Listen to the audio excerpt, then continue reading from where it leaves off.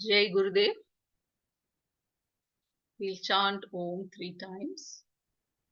Breathing in for Om. Om. Om.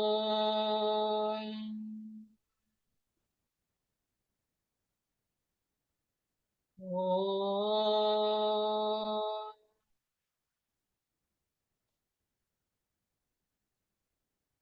Narayanam namaskritya naram chaiva narottamam Devim saraswatim vyasam tato jayamudiraye सदाशिवसमारम्भां शङ्कराचार्यमध्यमाम् अस्मद्श्रीगुरुपर्यन्तां वन्दे गुरुपरम्पराम्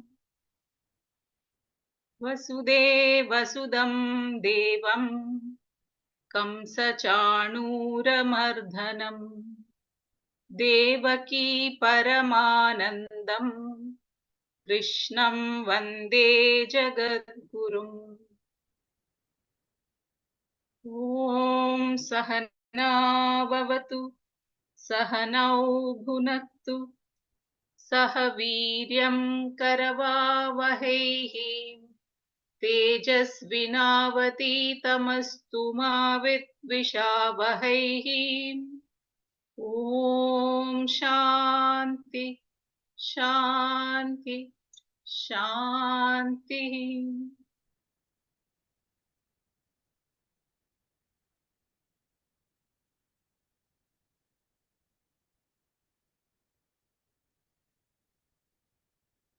You're able to see my screen? Yes. So we start with this, the reality of oneness.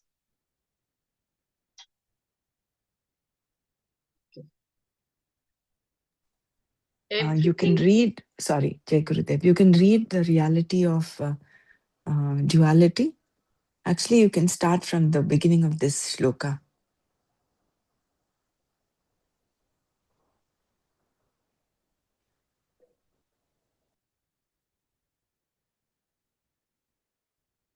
Shloka 69.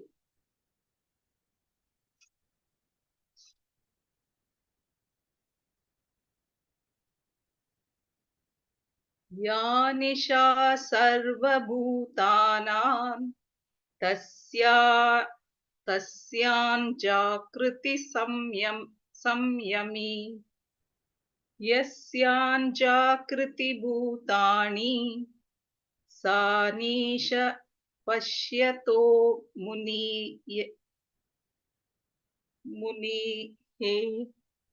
munehe Sarva Bhutanam, for all beings, ya, that which, Nisha, night, Tasyam, in that, Samyami, one who has mastery over oneself, who is wise, Jakriti, is awake, Yasyam, that in which, Bhutani, beings, Jakriti, are awake, Sa, that, Pashyat Pashyataha Munehe, for the wise man who sees night.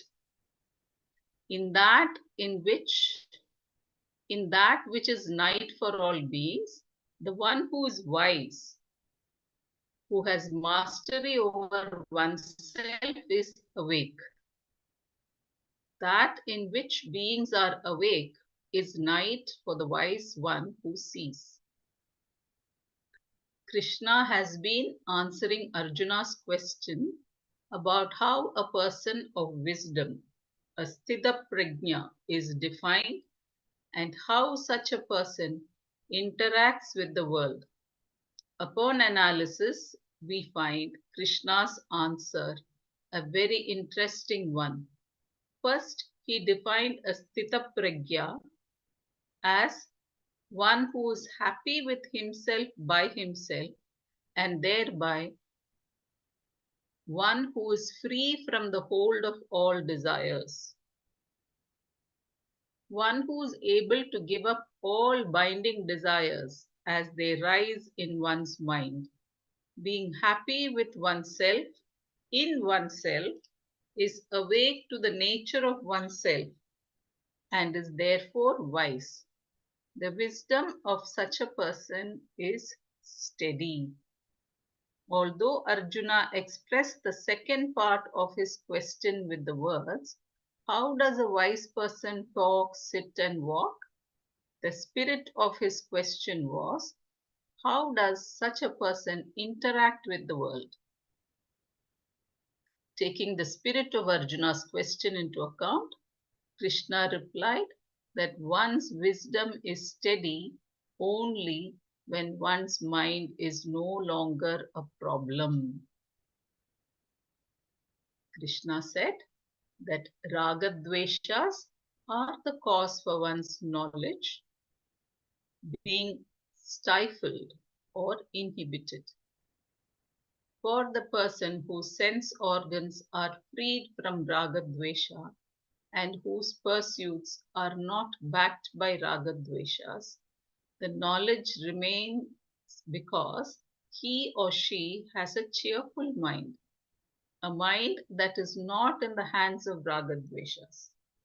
Krishna then summed up by saying that for the one who has withdrawn the sense organs from the sense objects, the one who has the sense organs with oneself, if indeed this person has self knowledge, that knowledge will be steady. Having said all this, Krishna was not very happy with the reply to Arjuna's question because he knew that to know whether or not another person is wise, you yourself must be wise. How else are you going to know otherwise? Only a person who is wise knows what it takes to be wise. Arjuna thought that the characteristics of a wise person could be a kind of sadhana for him, a means of becoming wise. But how could he understand these characteristics if he himself was not wise? That is what Krishna still had to convey to Arjuna. Ignorance and knowledge are like night and day. Krishna had talked about the person who is happy with himself or herself, and since a madman can also be happy with himself, he also pointed out that a Siddha Prajna must have knowledge. Recognizing, however, that his description of a wise person was not complete, Krishna adds this very interesting verse. In essence, what he says is that a wise person is like a wise person and otherwise cannot really understand such. Okay, Krishna says, in essence, what he says is that a wise person is like a wise person and the otherwise cannot really understand such a person without becoming wise. He illustrated this point by saying that what is night for all people is day for a wise person, and what has and who has the mind and senses with him or her. Such a person is called samyami here. The word yama means mastery or control over the mind and senses. And samyami, one who has that mastery, also along with knowledge. Further, Krishna said that which is a day for everyone else is night for the wise person called Muni here. Muni means the one who sees things clearly. Manasa, Mananashila, Mananashila. For this person of clear vision, the state that everyone else thinks as day is night. In other words, when all beings are awake, the Sthita Prajna sleeps. And when they are asleep, the wise person is awake. Does this mean that one who is wise is some nocturnal being like a bat or a thief who prowls about at night? Not at all. Just as the darkness of night does not allow you to see the objects as they are, the night here represents darkness with reference to one's knowledge not being clear. The wise person is awake to what is night for all beings, the night of avidya, ignorance. What is not known to people is called the sleep of night, the sleep of darkness or ignorance, avidya nidra. Avidya nidra. In this sleep of ignorance, people are like somnambulists, sleepwalkers. This state is more than just sleep. These people are all dreamers. They are sleeping but awake, just like in a dream. They are awake and perform all kinds of activities. But still, they are asleep because they are not awake to certain realities. If you are totally asleep or totally awake, you have no problem. The problem is when you are only half awake, this being a state where mistakes are possible. In dream, a person is partially awake, meaning that there is some projection by the mind. The person is not identified with the body and the physical reality, but is identified with memories and thoughts from which a dream would, from which a dream world is set up. The reality of duality. In the dream world, everything is dual, Dvaita, for the person. The knower is distinct from the known. The known is distinct from the knower, and the knowledge, of course, is distinct from knower. And the knowledge, of course, is distinct from the knower, being something that the knower has and for which there is distinct objects, that is the known. This division in dream is a reality for the dreamer. But upon waking, all the three, the knower, the known, and the knowledge, become one and the same. The known objects in the dream are not separate from knowledge. The knowledge is not separate from the knower, and the knower is not separate from the waker. All the three that belong to the dream resolve into the waker when the person who is dreaming wakes up. The waker was the knower, the known, and the knowledge of the dream. The knower is waker. That is why one says, I dreamt. The Atma, the self of the knower that obtained in the dream, obtains also in the waking state. And as evidenced by the expression of the experience as I dreamt. I was the one who was dreaming. In the dream, however, everything is a reality. Even the Veda recognizes duality, addressing you as a doer, a karta. Shankara discusses this in his commentary to this verse.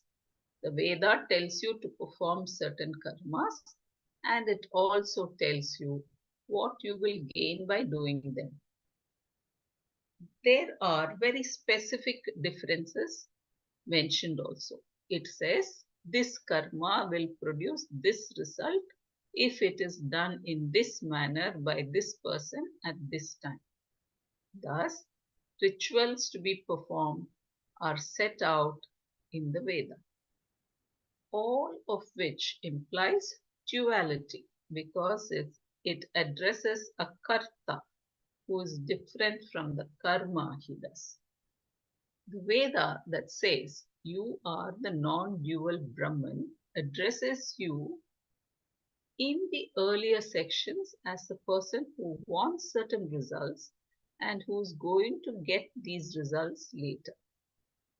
The connection between the person and the results is established by performing certain prescribed rituals, the result of which is punya. This punya, which connects to the person, this punya is what connects the person to the result.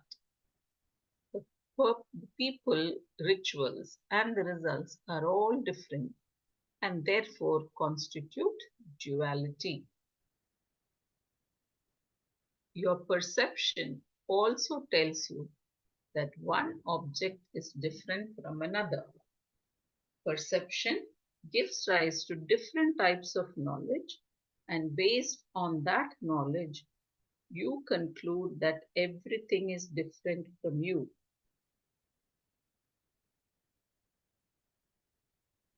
The perception also tells you that one object is different from another object. Perception gives rise to different types of knowledge, and based on that knowledge, you conclude everything is different from you. Okay. So, this is another knowledge, another perception that everything is different from you. The first part of the Shruti, as we have seen, also confirms this difference by addressing you as a doer and not as a Param Brahma. If the Vedas were to address you as Param Brahma, it would not ask you to perform action. Thus, it can only address you as a doer. The Shruti deals with the person who is available right now.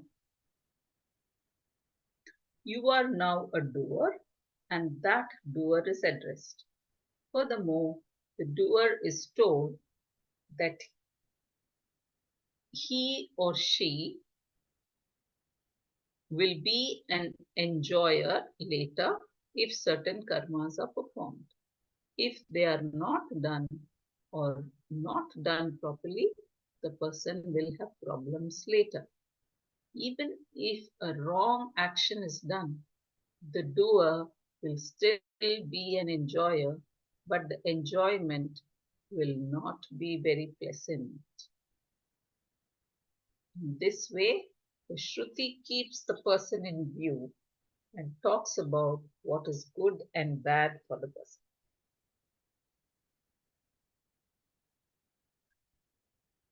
What should be done and what should be avoided.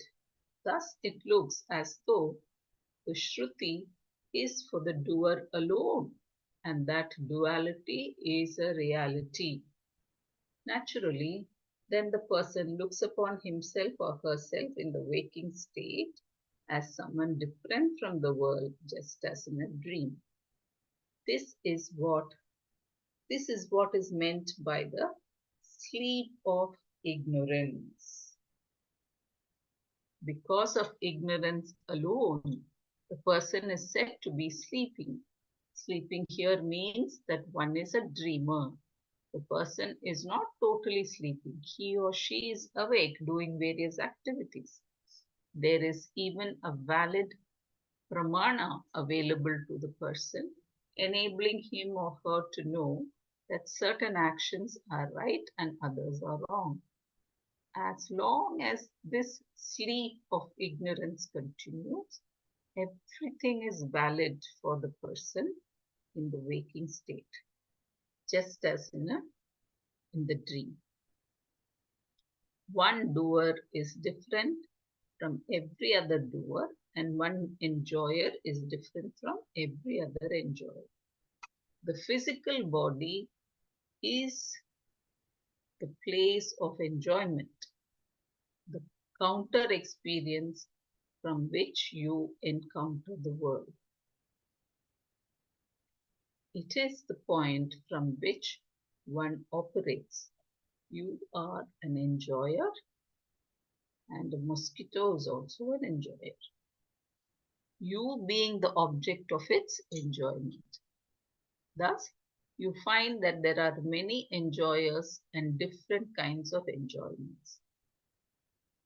There are different doers and different types of doing, all of which are valid. Therefore, pain and pleasure are valid. That I am a small person is valid. That I am someone who's struggling to prove myself to be somebody is valid. That the struggle never comes to an end is also valid. So the reality of oneness. Reality of duality is clear, right? Any discussion is needed? Please go ahead.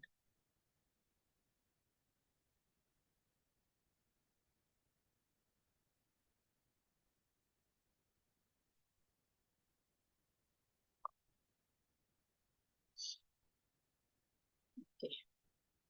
The reality of oneness. Everything seems to be valid to those who see themselves as distinct. But amidst all this validity, one thing alone is not known, the Paramatma Tattva. The word Tattva means reality, and Paramartha Tattva is the ultimate reality. Paramartha Tattva, that which is the essential reality of everything. The differences that seem so real in dream and waking have no independent reality apart from this essential reality. What is essentially there is only one thing, and that is what I am. Tad aham asmi. The knower is myself, the known is myself, the knowledge is myself, the doer is myself, the doing is myself, and the done is myself. The world is myself, and the knower of the world is also myself. The world is myself, and the knower of the world is also myself. That all three, knower, known, and knowledge, are myself is an entirely different vision altogether. In reality, there is no difference whatsoever.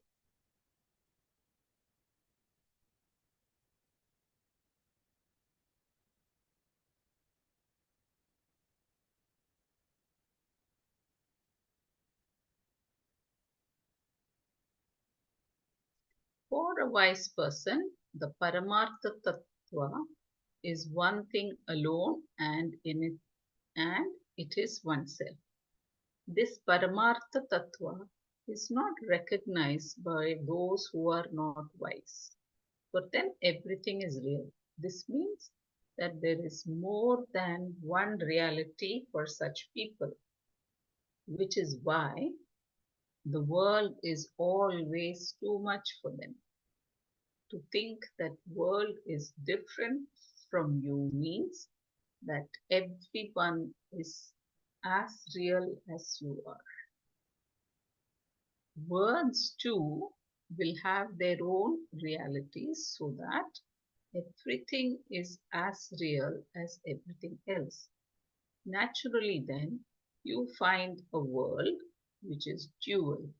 In other words, you experience samsara. While others are in this great sleep of ignorance, the wise person is awake to the Paramartha Tattva. He or she is awake to the reality of the life I. Reality of the I, sorry. He or she is awake to the reality of the I, the knowledge of which nullifies the division between the knower, the known, since in reality there is no division. Therefore, I am all this.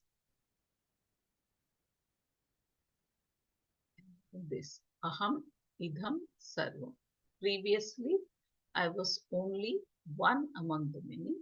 Now the vision is that immanently I am everything and transcendentally I am free from everything.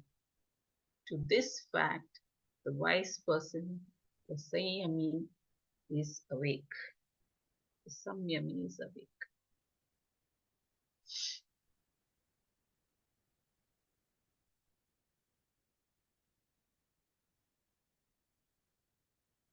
Let's read this again. While others are in this great sleep of ignorance, the wise person is awake to the Paramartha Tattva. He or she is awake to the reality of the I, the knowledge of which nullifies the divisions between the knower and the known, since in reality there is no division. Therefore, I am all of this. Aham idham sarvam. Previously, I was only one among the many. Now the vision is that immanently I am everything and transcendently I am free from everything. To this fact, the wise person, the Samyami, is awake.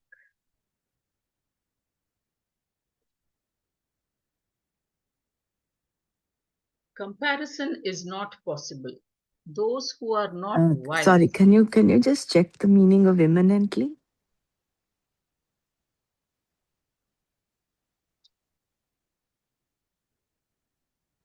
That becomes a very important sentence for us to digest. The fact that we are everything, aham idam sarvam, but in the transcendental, in the transactional world, I am free from everything. Google says very soon. Imminently means very soon. Is that the Now only the meaning? Imminently.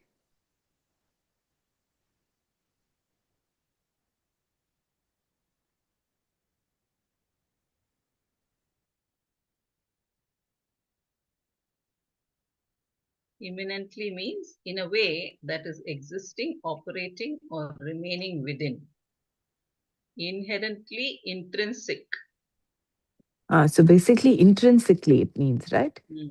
Mm. Inherently, I am everything. Sarvam Brahmamayam, that is it. So that Mm. is the Or as a imminently. naturally permanent part of something. Yeah. So because we're So, talking, what is being talked of and taught is Advaita. There is only one. So inherently, that is only one. That is everything. But transcendently, in the transactional world, I am free from everything.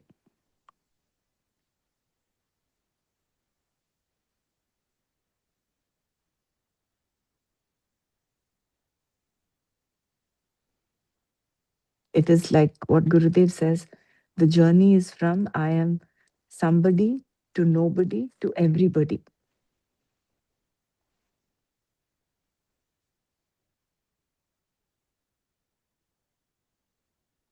Jai Gurudev. I think it is also the same where the characteristics of God, when He said, I am in everything, but everything is in and through everything, but I am not in them. Mm, right. Everything is in me, but I am not in them. This comes in the, I think, ninth chapter. Yeah, I think so, yeah.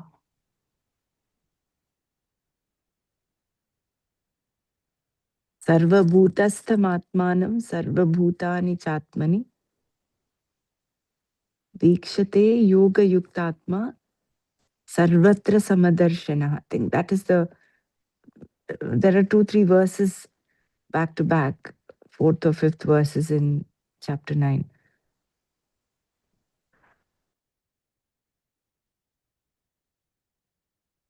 It also, this is also interesting.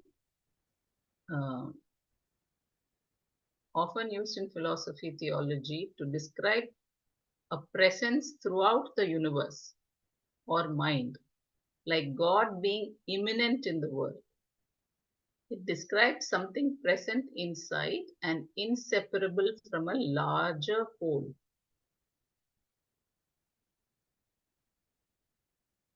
So the spelling difference, imminent, M-I-M-M-I.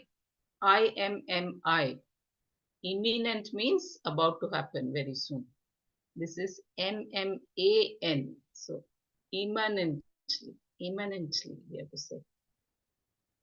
Immanently. Yeah, it is all pervasiveness. Yeah. So imminent means about to happen. Imminent means all pervading, intrinsically present. Very interesting. What a difference in a spelling, no? A and I.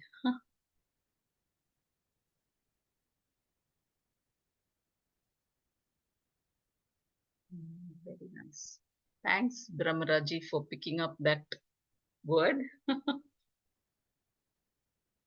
because often we miss such nuances.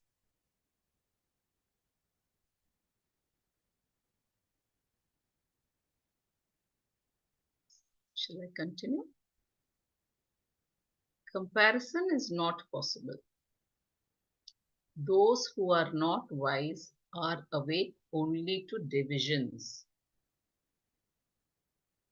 These divisions are very real for such people, whereas for the wise person, for the person of inquiry whose vision is very clear, any division is night. The samsara that people complain about, he or she does not see at all.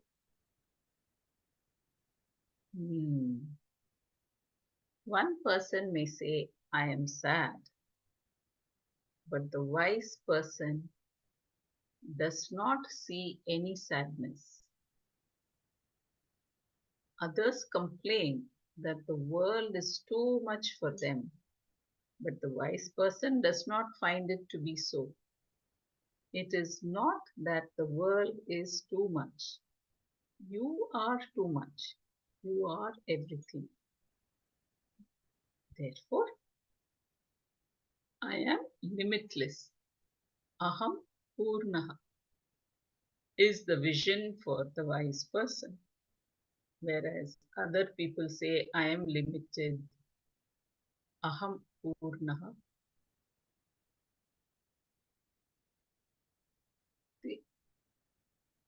What is the difference between these two? Therefore, I am limitless. Aham Purnaha is the vision of for the wise person. Whereas other people say, I am limited. It's repeating the same. Aham Purnaha. This is their vision. Acha. So their limited knowledge, they feel they are complete. Okay. So this is their vision, which is for the wise person is like night, because this is not their understanding at all.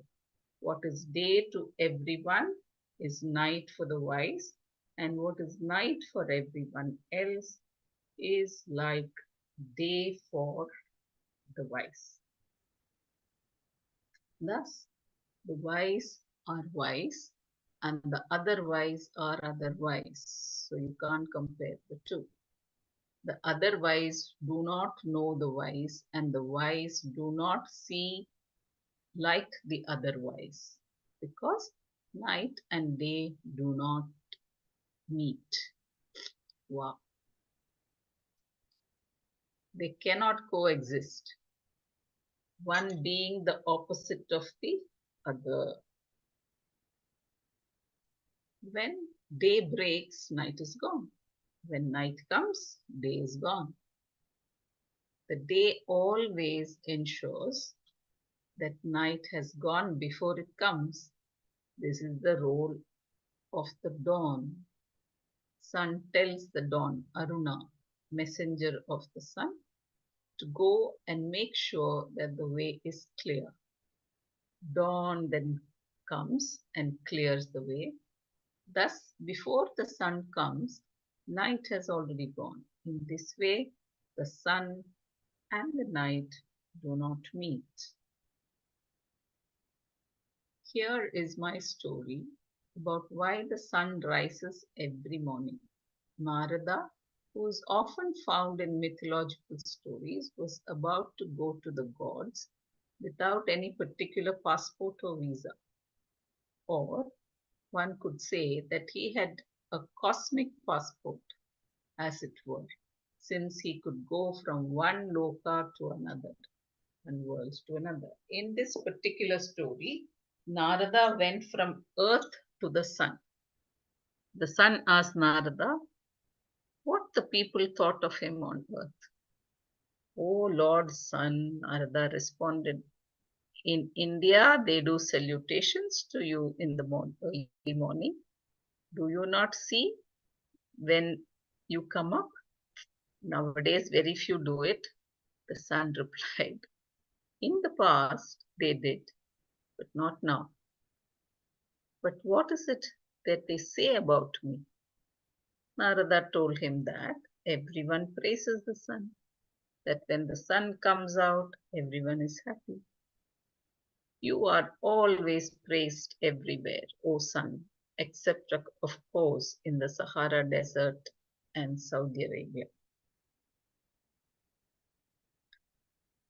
What did you see that you liked on the earth? The sun asked Narada. In response, Narada told him that there was one person whom he thought the sun should see, someone that he had never seen before. Everyone praises you as omniscient, but I would have to say that you are not omniscient because there is someone I think you have never seen. What? The sun exclaimed. I am not omniscient. I am the sun. I see everything.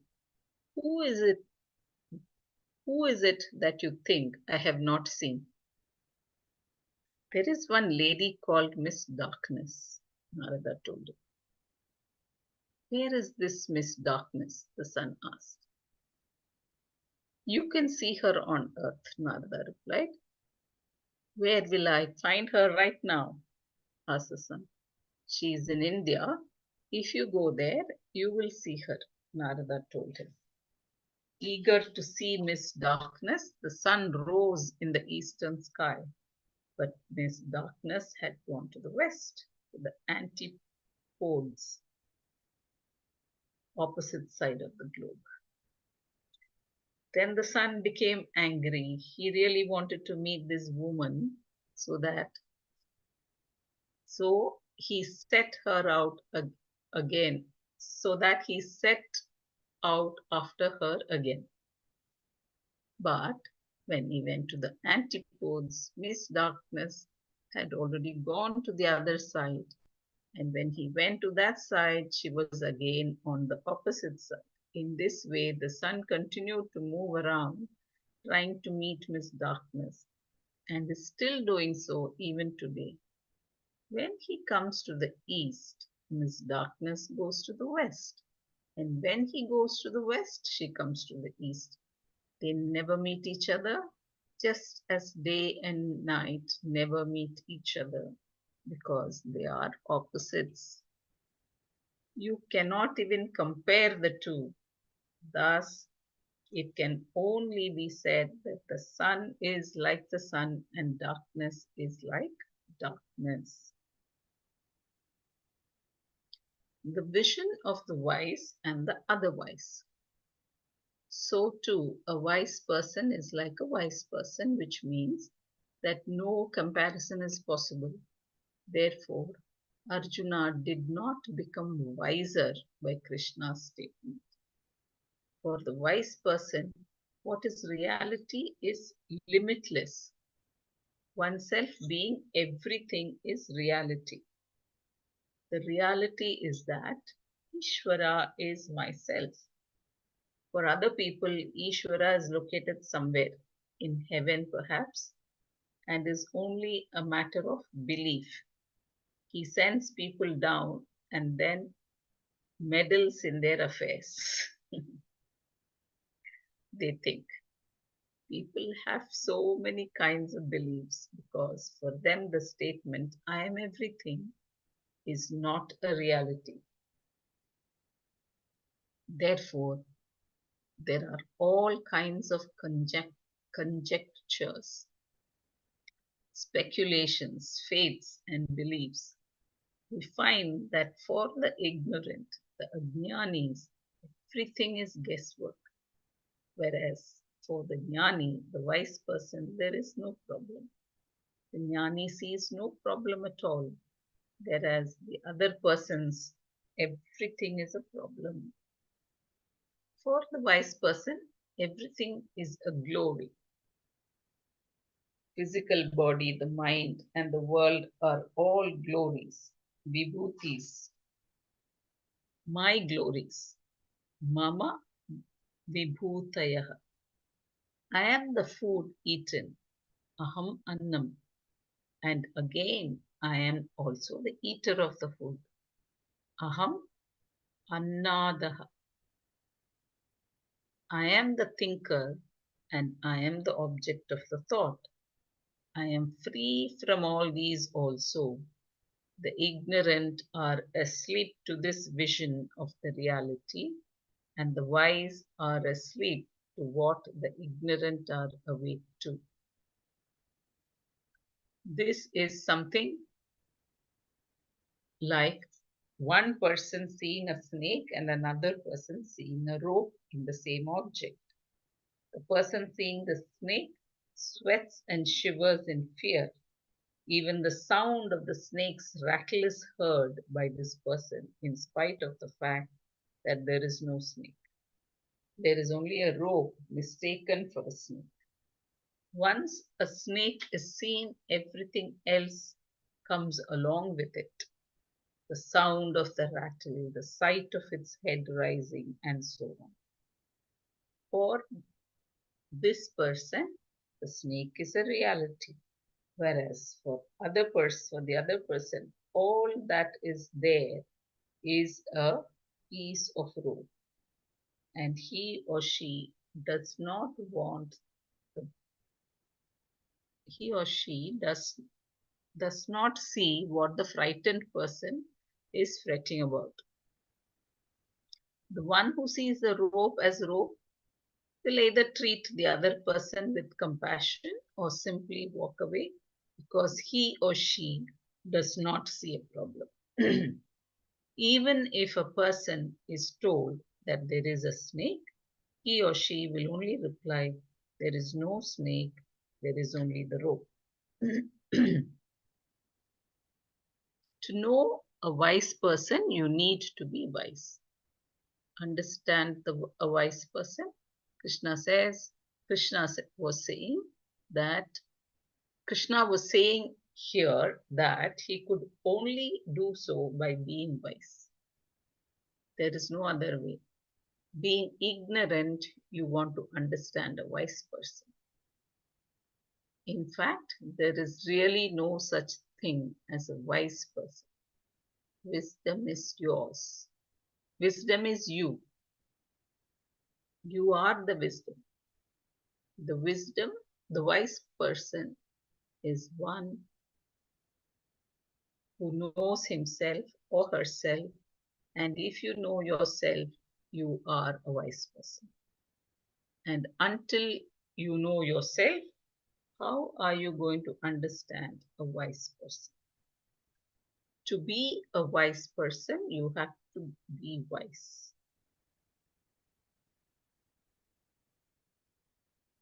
There is no other way.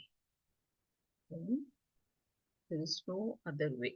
Then of then of knowing there is no other way than of knowing the wise person. So you have to be wise to know the wise. There's no other way. In response to Arjuna's request for a description of a wise person, Lord Krishna told him the verse under study that it takes wisdom alone to be a wise person. The wise person is a wise person. He or she is awake to a reality to which everyone else is sleeping. This answer could only have created despair in Arjuna because he wanted to know the characteristics of a wise person so that by emulating them, he himself could become wise. The sleep of ignorance that prevents one from knowing a wise person was explained further by Shankara in his commentary on this verse. For the wise person, there is no activity because he or she no longer takes himself or herself as the doer. This applies not only to the performance of Vedic rituals and prayers, Vaidika, Vaidi, Vaidika Vyavahara, but to worldly activities, Laukika Vyavahara as well, such as eating, cooking, dishwashing, bathing, laundering, vacuuming, and conducting business. The notions, I am doing this, I am the doer, are no longer there. To perform action, I have to know I am a doer. When you look upon yourself as a doer, you perform rituals, and if you do not perform them, you will do something else, and this something else may incur sin. With reference to the performance of rituals, then the Veda only addresses the person who takes himself or herself to be the doer. A brahmachari, a student, has to have the notion, I am a brahmachari, in order to perform the karma enjoined for brahmacharis by the Veda. If a brahmana is enjoined to do certain karma, then the person doing it must look upon himself or herself as a Brahman. The same thing applies to other varnas and ashramas. The Veda does not say that Sat Chit Ananda should perform. The Veda does not say that Sat Chit Ananda should perform karma. It says that a brahmana, a brahmachari, or a married person, a grahastha, should perform karmas.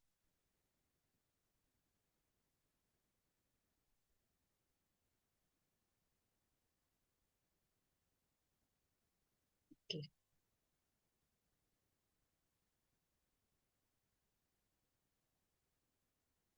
Karma then is enjoined only for the one who looks upon oneself as something or other, such as I am this, I am that, etc.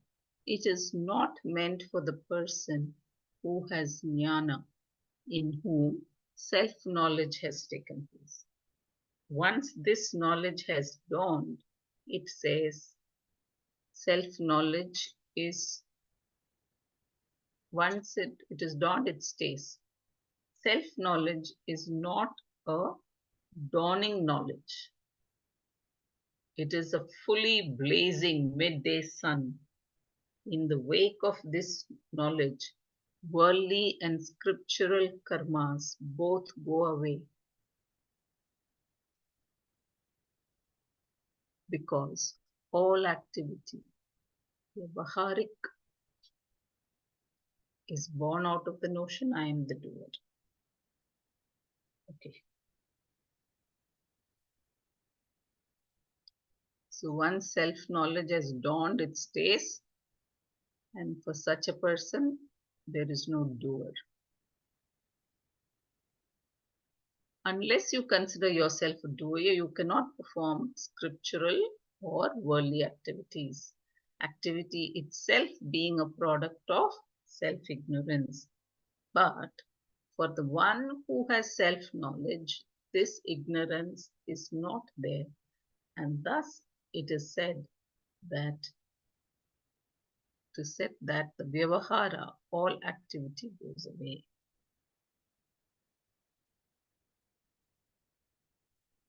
Knowledge removes notion of doership. Does knowledge remove the product of ignorance, or does it remove the ignorance itself?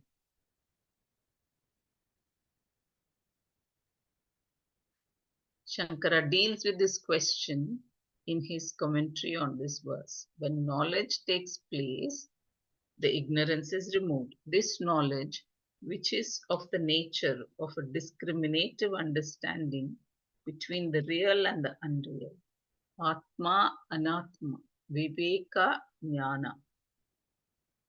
It is, wait. This knowledge, which is the nature of a discriminative understanding between the real and the unreal, Atma, Anatma, Viveka, Jnana, is opposed to ignorance. Thus, when self-knowledge takes place, self-ignorance goes away. And when ignorance goes away, its brood, its products also go away.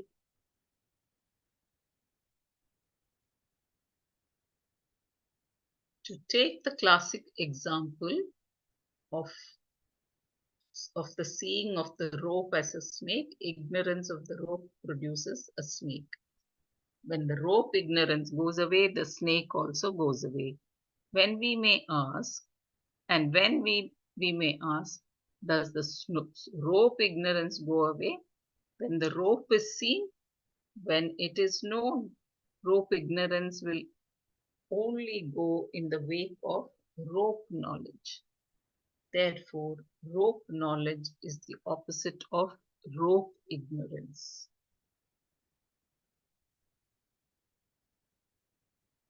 When rope ignorance goes, anything that was there due to that ignorance will also go. Because when the cause of a problem is removed, the symptoms also disappear. Similarly, for the person who has knowledge, all activity is gone. I'll read this again. When rope ignorance goes, anything that was there due to that ignorance will also go, because when the cause of a problem is removed, the symptoms also disappear. Similarly, for the person who has knowledge, all activity is gone. Such a person becomes sarva karma sannyasi, one who renounces all karmas.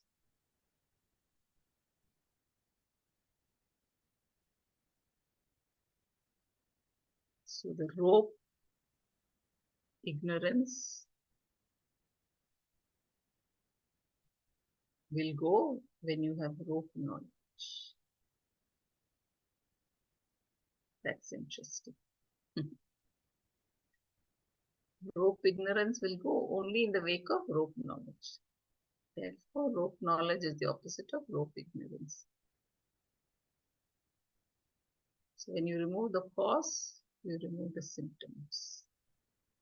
When the rope ignorance goes, anything that was there due to that ignorance will also go, because when the cause of a problem is removed, symptoms disappear.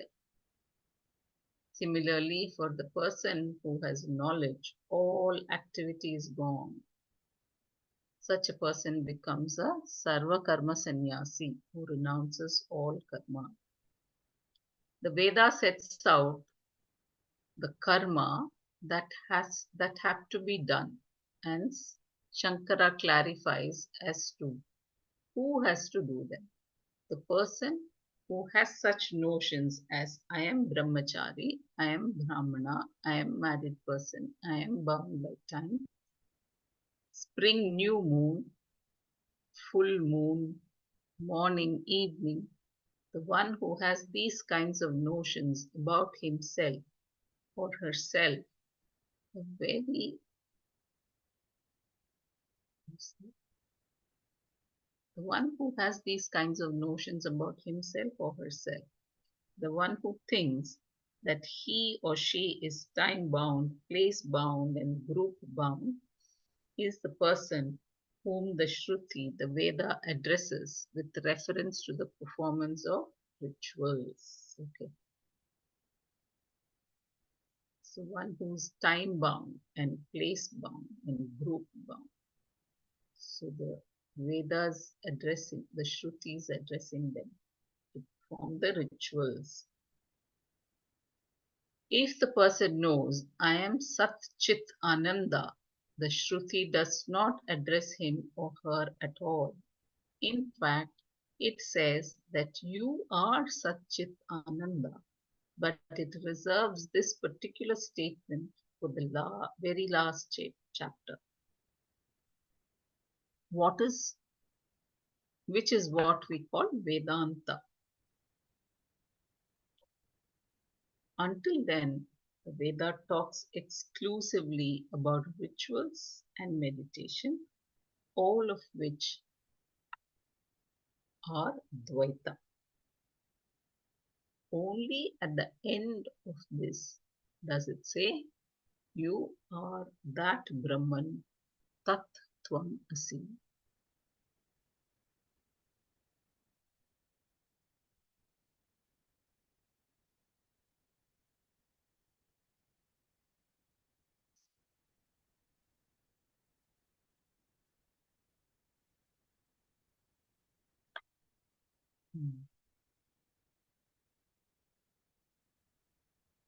So, any discussion on this?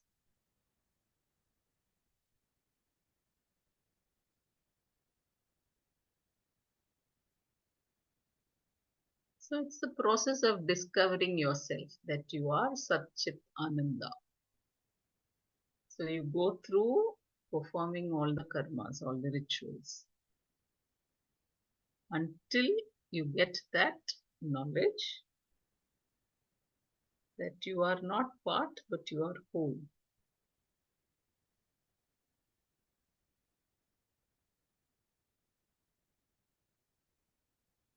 You are Satchitananda. Until then, you perform.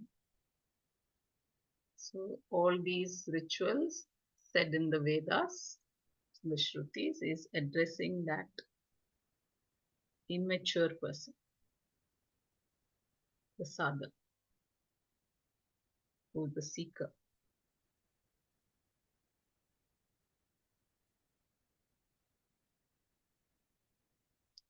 Shall we stop here?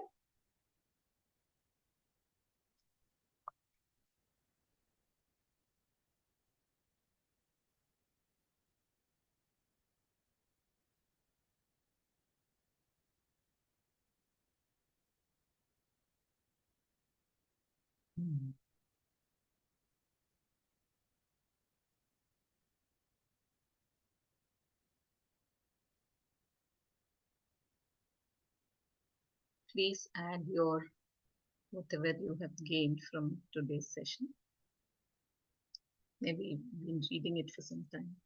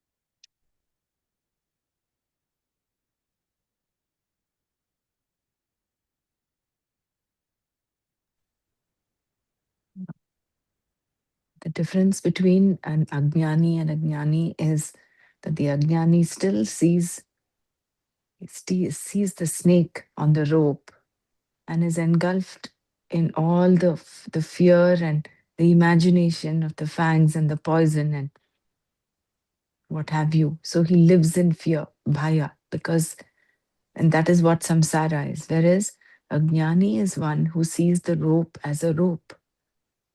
He's able to just smile through. None of the fear, anxiety that the samsari goes through does the jnani go through. This is a simile, but when comes to himself, he is a non-doer because he is everything. He's complete. And in that oneness, there is nothing. There's no doer, there's no enjoyer. Whereas the samsari continues to reel under doership and enjoyership, and therefore sufferership both.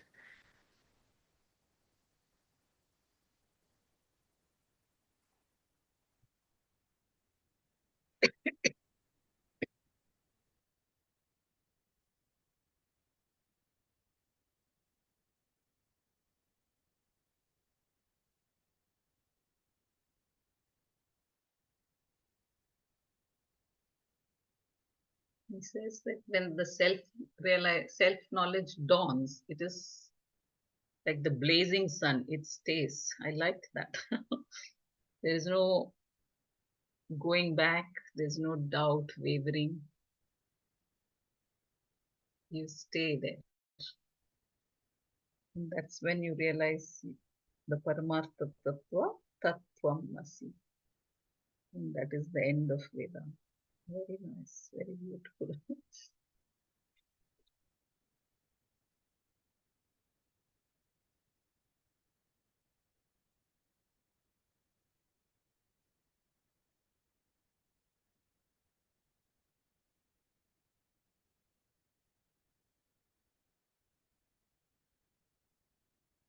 And hence he is not perturbed by the duality of the Vyavaharic world.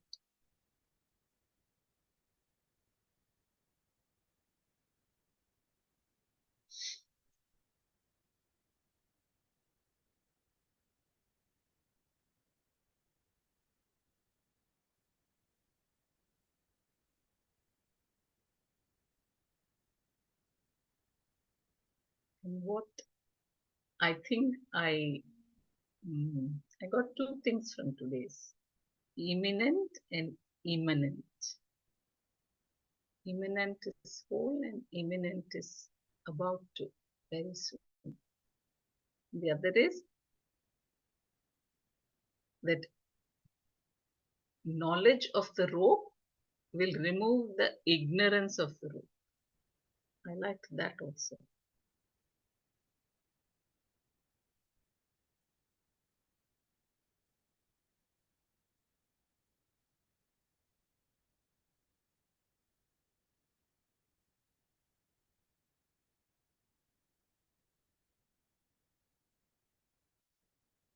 Shall we end here?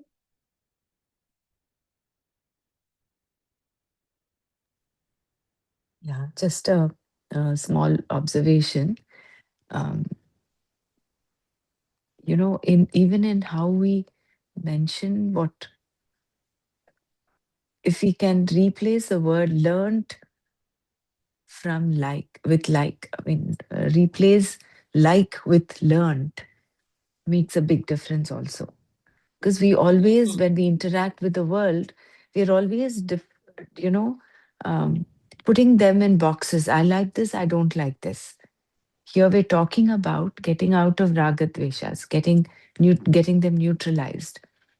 So, like what China said, when we talk of eat your breakfast, this is my food, we are still holding on to that identification of minus, yourness. So, Mm. eat breakfast is different from eat your breakfast. Eat food. This is my money. This is money. So, that if we are a little mindful of how we are even speaking, that will also go a long way in the sadhana of being a true karma yogi. So we often say, okay, I like this concept, I like that. Instead of that, if we can say, this is what I learned, probably, then it is an awareness, it is opening up an understanding. I understood this part. So I just thought I'll mention this because very often we mention um, in our manana at the end of the session, we say, this is what I like, that is what I like. I just thought I'll mention. I've been wanting to mention this since a while because many of us mention this. Um, I like this. I like this sentence, and I like that. So I just thought I'll mention it so that we are all a little more mindful. It's harmless. Basically, it's harmless. But then we're subconsciously putting in that like, and automatically there will also be a dislike. They come together. Thank you, Not Dr. that Brahman, for not this that we explanation. dislike anything that we read here, but we are subconscious. See, these ragadveshas are embedded in our subconscious. So many of them, countless of them. So it's only with awareness that we can, and living in the moment, and we were able to then neutralize them. I just thought I'll mention that. Very correct. Very true. Because we unconsciously used to that habit. We have to consciously practice Yeah, this. yeah. We may not really mean it, but then that the term remains. And with Yeah. that term comes also the vasana and that rasa. That rasa is what we have to get out, get out. Rasavajjam rasopyasya. And that will happen when param drishtva. So when we are ever remaining in that paramartha tattva, when you see the rope as the rope and not as the snake, then that blazing sun effect happens. Blazing sun. Only that remains. Yeah.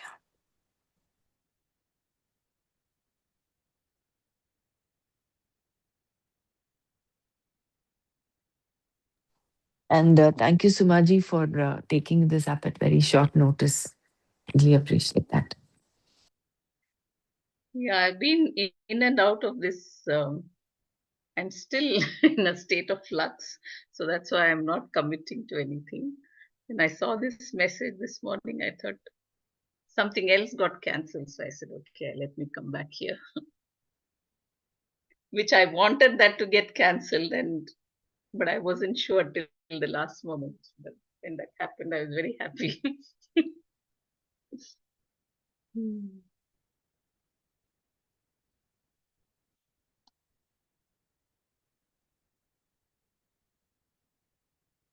So we wind up for today. लोका समस्ता सुखिनो भवन्तु. ॐ शान्ति शान्ति शान्ति.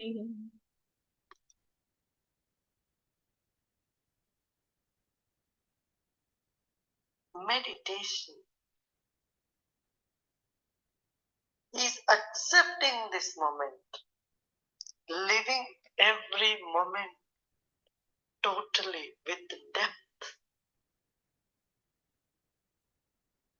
Let us keep our spine erect and body relaxed and eyes closed. Relax your shoulders. Keep a big smile on your face.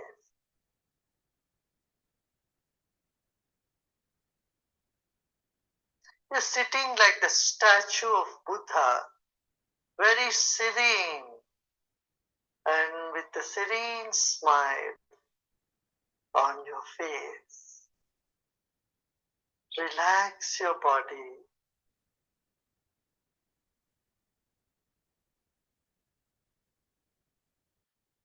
Let's take a deep breath in and breathe out. Become aware of your chest region, throat and chest region. If you notice some tension in the body, just let it be. Except those parts of the body where you feel a tension, the other parts are in comfort. Other parts are at peace. Become aware of that also.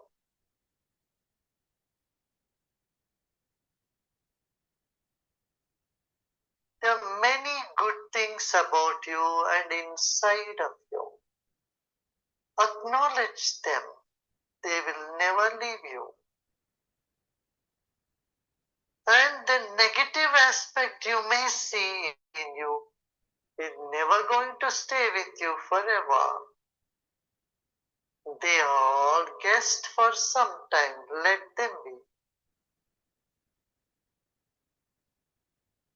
Sit with the total acceptance of yourself the way you are at this very moment.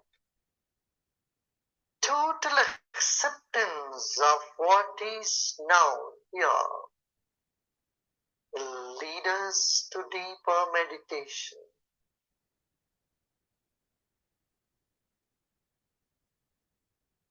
Let go of all the effort.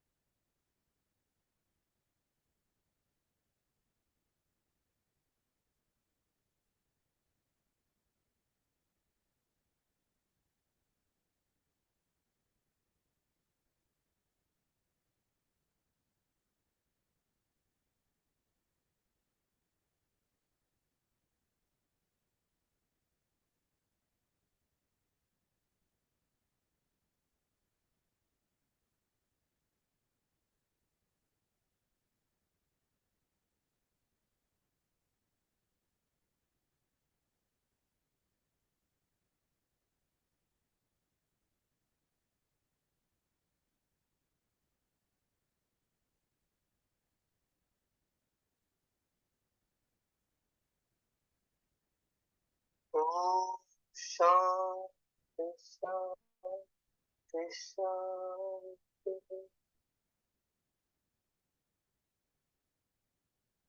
Let go of all your effort and be in this emptiness.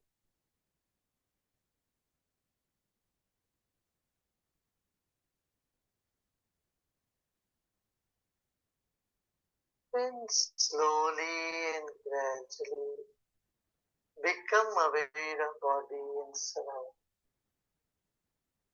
and you may gently open.